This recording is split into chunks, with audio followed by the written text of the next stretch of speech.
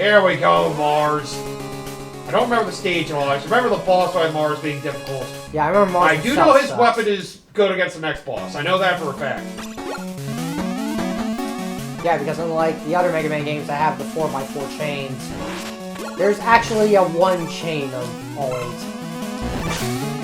Yeah. Yeah, I think we will be able to get the rest of the weakness. I think on the next floor. I think. Actually, I'm trying to remember.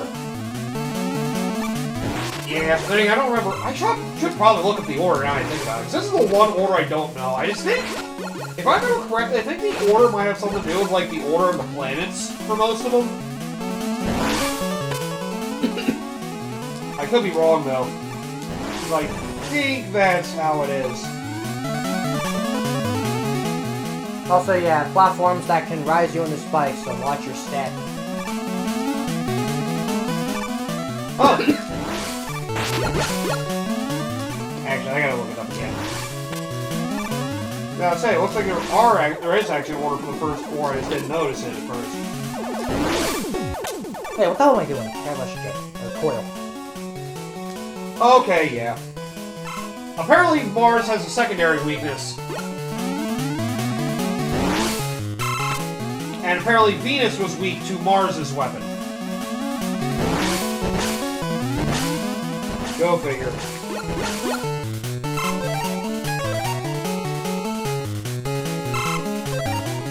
Oh, it was Neptune we didn't have the weakness for. Okay. That actually makes more sense because Neptune is part of the latter planets.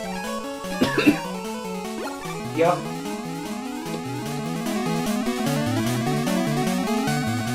Yeah, it's actually a little weird looking at the order.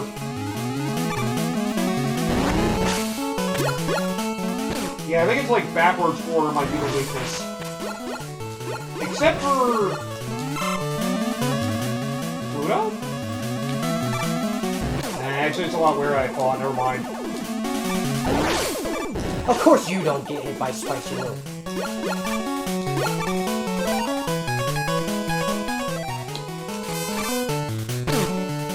But yeah, there's also no Mega Man killer this time around, obviously, because no Wily. Unless you want to consider that being one of the Stardroids, the one that nearly killed Mega Man at the beginning of the game. Freaking monkeys! Oh, you can't hurt me! Get away from me! He jumps every time I shoot, it's so annoying! Okay, I mixed up the order. I just assumed Mars was the one you wanted to go after last. Well, he probably is, because, you know, he is Mars. Yeah, he literally looks like a fucking tank. Like, man! Oh, jeez. Oh, yeah, this mini-boss. Now I remember. Got platforms to hop on, which his missiles will also reflect off of. Oh, thanks for the P-chips before I die. I appreciate that. Just not to you. Oh, sweet, free E-tank. What am I gonna do? Hey, you're supposed to come up here and get that! That's great. I have Rush Coil, but I really don't care to use it. I still technically have one more free E-tank because of everything that happened. So, haha! And now I'm gonna die to spikes. Why am I not fucking surprised? Like clockwork! I mean, that's typical Mega Man for you. At least we spawned in this room. They have 3 random energies sitting over there on the right. What the fuck? No, it's that time of you. But yeah, I see the boss weakness list now. I may as well go over the Game Awards nominees, see what we think of them. Why the heck not?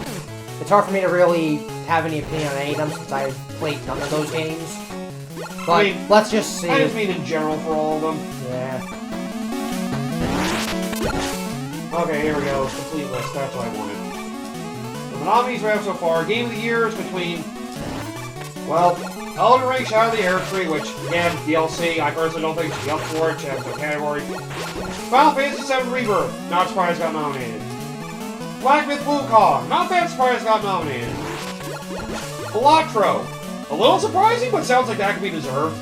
It is an indie game at its core, but the fact that an indie game got that far... It's basically... Is that the weird poker one that you were talking about? Yes, the poker roguelike, yeah. Basically a description, but poker. And some people found it incredibly accessible. And I get it. Yep, so... Haha! Oh! Excuse me! Rude. I just wanted to take his E-Tank, so could you not be a dickhead? Astrobot, which I wouldn't feel bad about that one winning because like one of the few like truly creative games that a Sony studio's come up with in a good while. Yeah, something that's not, you know... Again, it's like a Mario Galaxy game, but it's something more, so you know what? I'll take it. And, well, what's arguably the best RPG of the year? Metaphor Refantasio. I still need to play that game. Basically, fantasy themed Persona, but not really Persona. I did play the demo, which I got like 6 hours out of the freaking demo. They basically get you through like the whole prologue, and then they let you do like the first like 2 or 3 days of the cycle. Because of the first dungeon that comes up. But yeah, you basically get like a minimum like 4 hours out of it. It's pretty sweet. It's actually pretty interesting. It's like you have like actual live like action combat, but then you can basically cause a turn-based battle to start. I remember the big thing about but enemies can also do it to you. Another big thing is that if you're strong enough, enemies just die in the spots so you don't have to deal with their nonsense. You kill the weak enemies immediately on the field. Yep. That's something that they did with Persona 5 once you got one of Ryuji's abilities, I think. Yeah.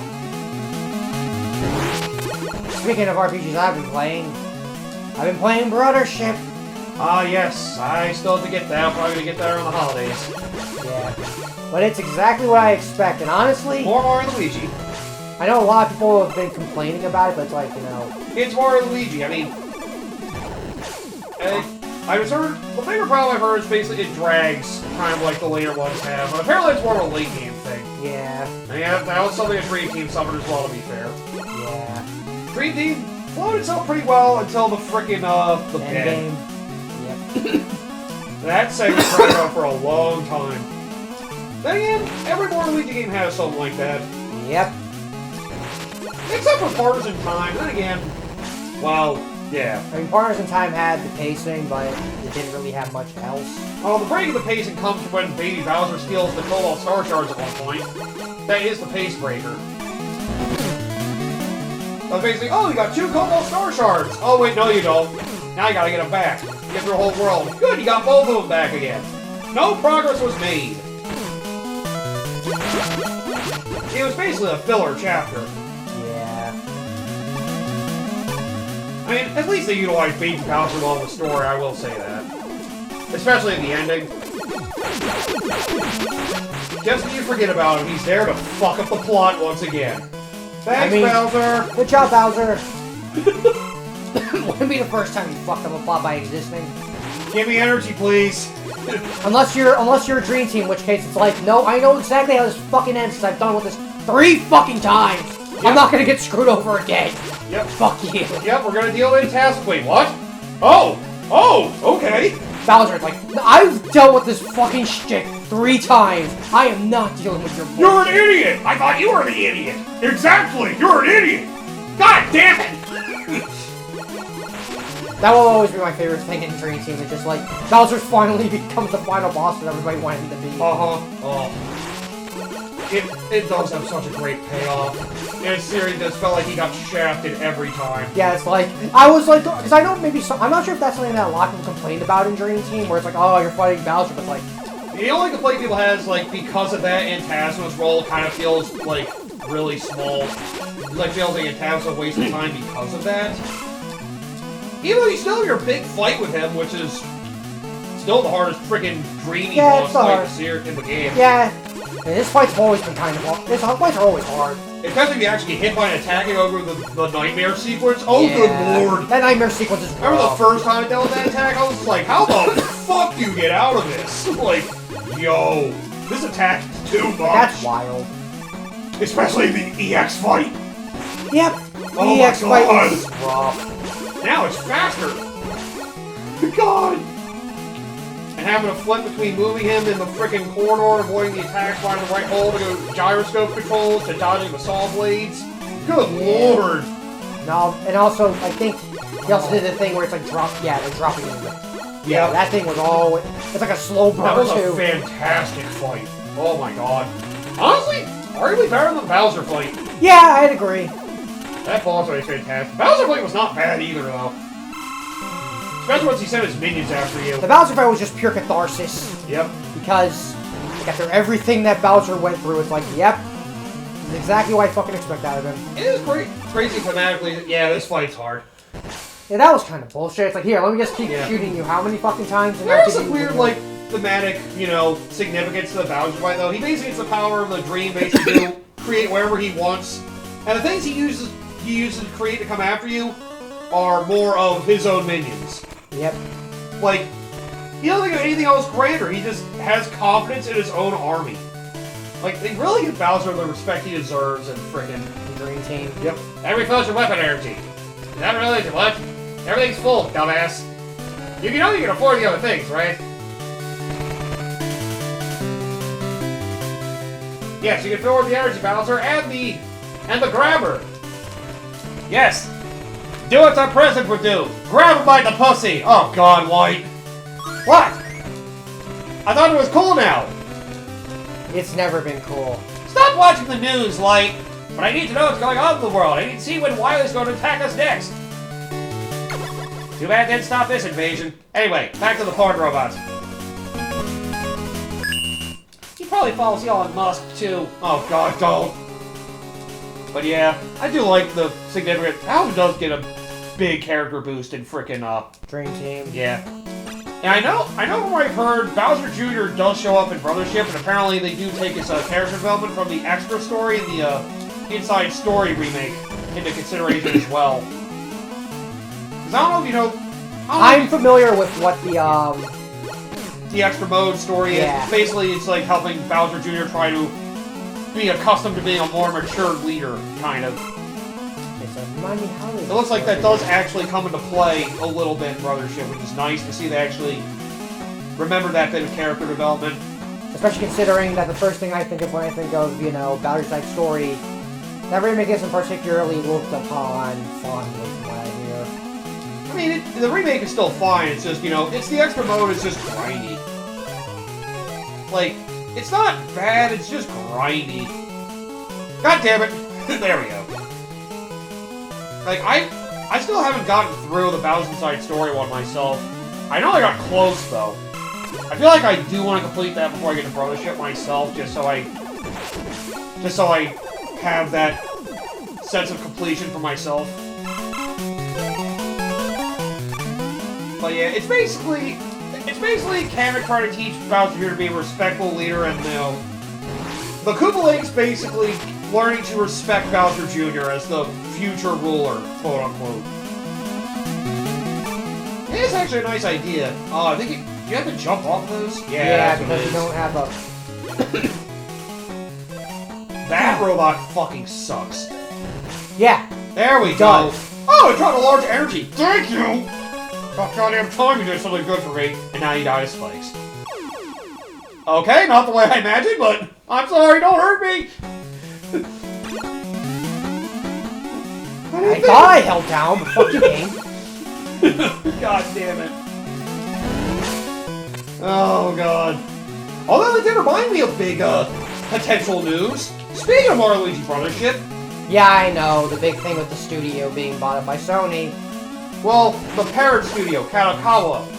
Yep. Some people are thinking it probably shouldn't go through that, because that would give Sony a big monopolization on the anime distribution business. Yeah.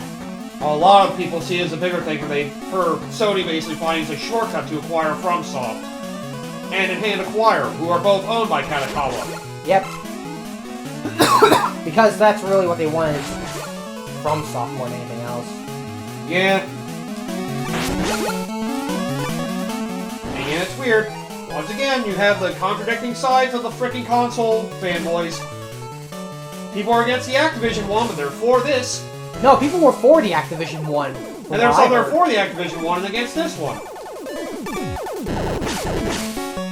But again, this is technically more of a monopoly move for Sony than the Activision thing was for Microsoft. Maybe not in the gaming landscape, but from the anime, you know, distribution end, yes.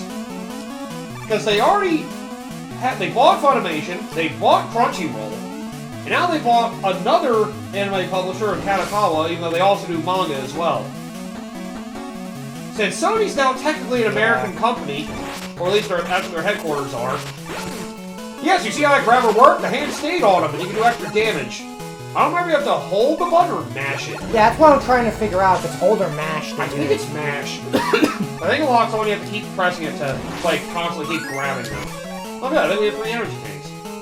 Nice. Oh yeah, you can see the other missing items there on the menu. I forgot about that. Go get it all the way to the left! Look at that P-chip on our way back. Well, we have to die to get it! Again. I know what I said.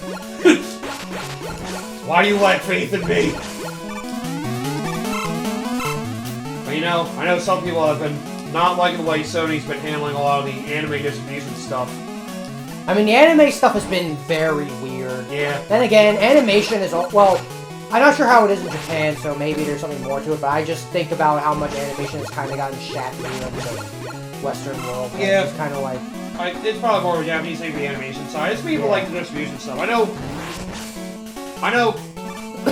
Crunchyroll's starting to get a little bit of controversy right now, because, do you happen to know something happened with the Fairy Tail,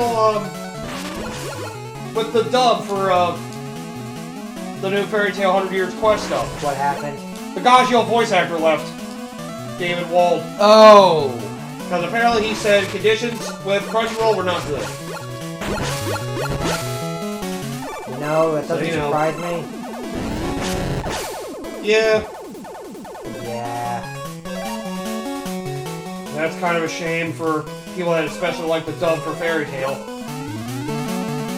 And one of the mainstays and big iconic voices of the series is basically gone now because supposedly, you know... working conditions are off. But you know what? That doesn't surprise me because, you know, like I said... voice actors have been getting shafted like that for a while now, so yeah, I'm about to say, like, this is something that's been happening a lot, especially in the Western world, where they shaft the voice actors and they usually just kind of try probably get overtaxed for not a lot of pay, I'm sure, is probably the general gist of it. Yep, and also... I doubt it's, like, inhumane work conditions or something like that. I'm sure it's just, like... they don't pay them enough, I think is what it is. I think that's more what it is. Remember all the way to the right is P-chip. Forget it. I don't think I need it at this point. Alright, let's figure that out first. But yeah. I just know some people have been... I know some people haven't liked the censorship of anime since Sony's taken over a lot of the distribution of it as well. That doesn't surprise me. And no, I don't mean that from a sexual standpoint. I mean that from messaging and stuff. Is it like one of those things of, you know, how they translate certain... Does that have to do with, like, how they translate certain, like, you know, translate to English from Japanese? I think so.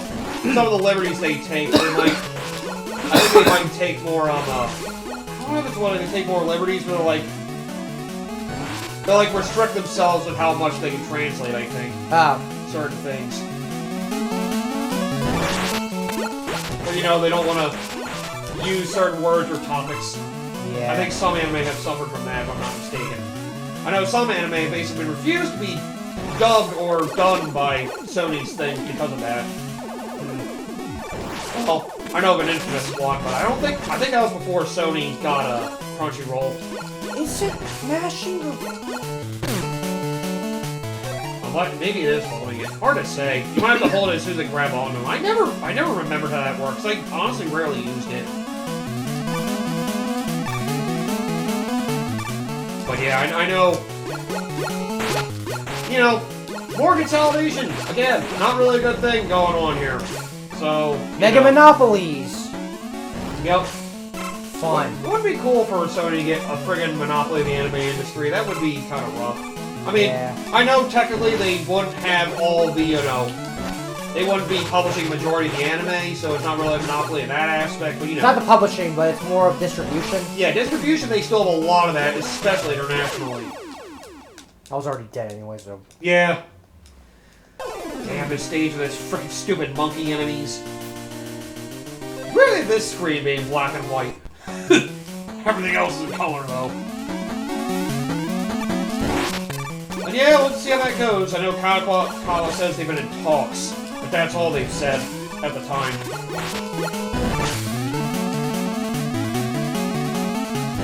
It's weird how much money Sony's been trying to throw at things lately. I mean, it's corporations being corporations. I mean, yeah. It's irresponsible. They've really gone the American corporation route of infinite growth. Yep. Gotta love Or it. that the American delusion, I think is more what it is. The American dream is dead. Only the American delusion. That's what it is at this point. It's American delusion where it's just like, here, we need to make as much money as possible. It doesn't matter about pouring it back into actually anything valuable or, you know, being responsible with it. It's just, here, we have to pour it all in.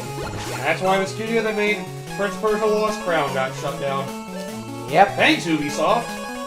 Because we need to focus more on Assassin's Creed games.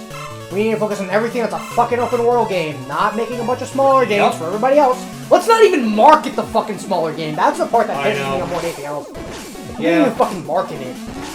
And then they get shafted. It's like, okay, go fuck yourself. I really hope that's something a lot of the big publishers learn next generation. I hope that, like, this is something that a lot of, like, the smaller, like teams, like, you know, like the smaller team, like, that team with, I forget what they're called, but basically, that team that worked on the Rayman Legends and Ubisoft, like, I hope they, like, find, like, someone, like, another smaller team to, like, stand together with. And just be like, that was Montpellier. Yeah. That's the one like, that got shut down. I hope they find, like, some solace with somebody else and be like, you know what? We're gonna make games on our own terms and not have to deal with their bullshit. Yeah. That's what I hope, at least. Yeah.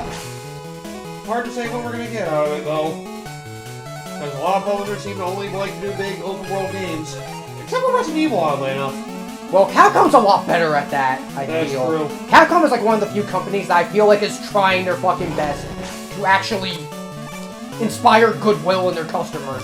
Yeah. And they have done, I feel like they've done a decent job. I mean, they also made that Path of the Goddess game as well, so it's not like they aren't adverse to, you know, experiments. Yeah. It's just, you know... I mean, they're definitely still one of the better of the main big publishers out there. Yep. And them and Nintendo are like still the best ones. They've like always been the two best game publishers. Yeah.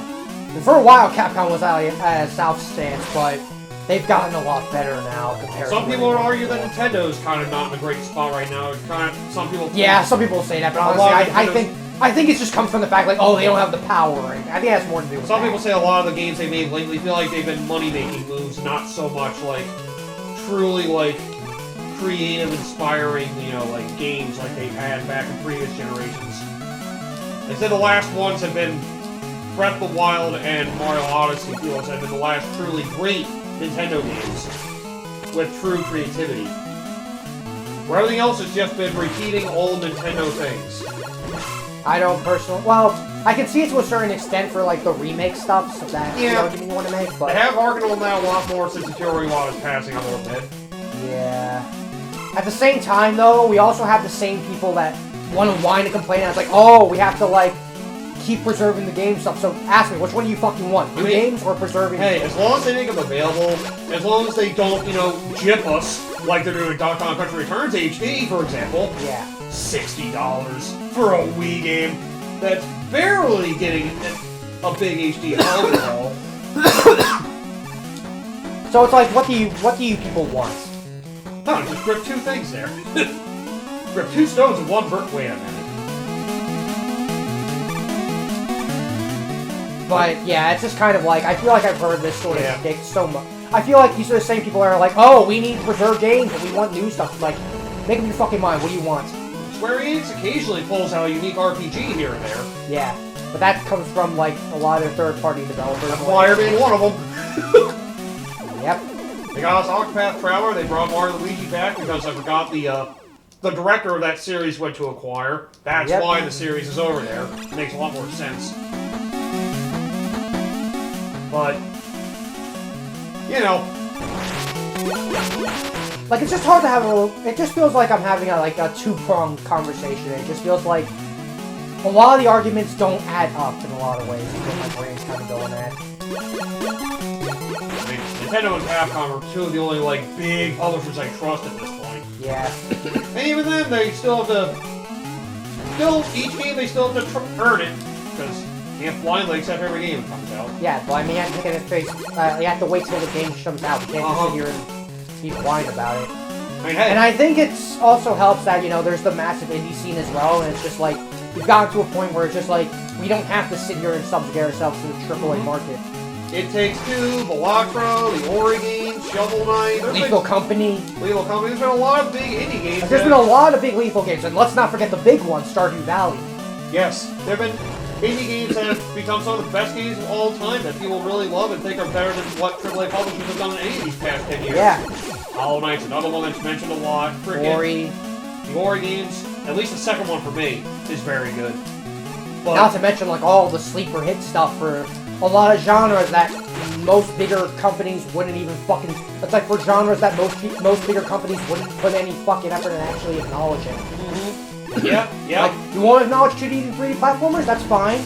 We'll have, you know, an indie company to fill that void and actually put in the fucking effort that the bigger companies will never want to fucking acknowledge. Yep. Like, look at the amount of 2D and 3D indie games that are in the Metroidvanias because they won't fucking... because the bigger publishers just don't want to fucking do it. Yep. And they want to sit here and talk like, oh, this is what the future of gaming is, when the future of gaming has been here. Let's fucking microtransaction the shit out of every single thing. Okay, now we can finally beat this thing. Probably. Okay, but yeah, that's a rant aside, but... Like, instead of focusing on profits, it's more of just focus on making a game within reason. Yep. Yep, you probably want to slide under those. And these you want to be able to jump over, but jumping over all of them is difficult. Yeah, well, you can actually shoot them. Yeah, I'm gonna say I thought you could. Okay, so you can shoot back. I guess you might want to rapid fire that? I think it's rapid fire then. Okay, I see how this works now. Yeah, this is still one of the hard Robot Masters. This Robot Master still sucks, though. He just fires a lot of... He's just relentless. Just remember to slide under the first missiles. It's the easiest way to dodge this anyway. Rapid fire! Yep. That's it. Jump! Oh. Fucking landing on that's hard to avoid. Ah, yeah, so you can see what attack he's doing based on his stance. You see him point his arm out. Oh, for Christ's sake, why? You see him point his arm out, he's going to be doing the rapid fire.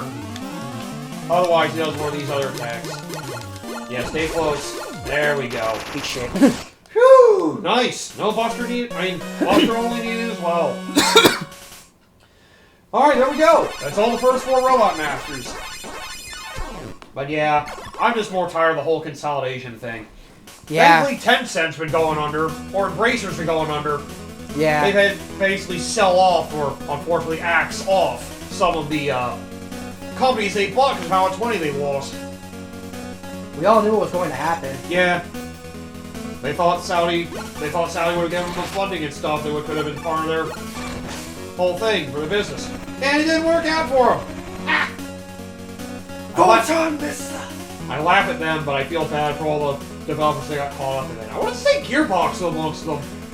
I feel like here's the thing that pisses me off more about all this is that it's the reason why I'm not gonna go too big into the freaking corporation thing, but you get what I mean. Where it's just like it feels like the people that are getting punished for all this are all the people that are developers just wanting to make fun of games. Yeah. And everybody else was like, what the fuck is the option? What the fuck?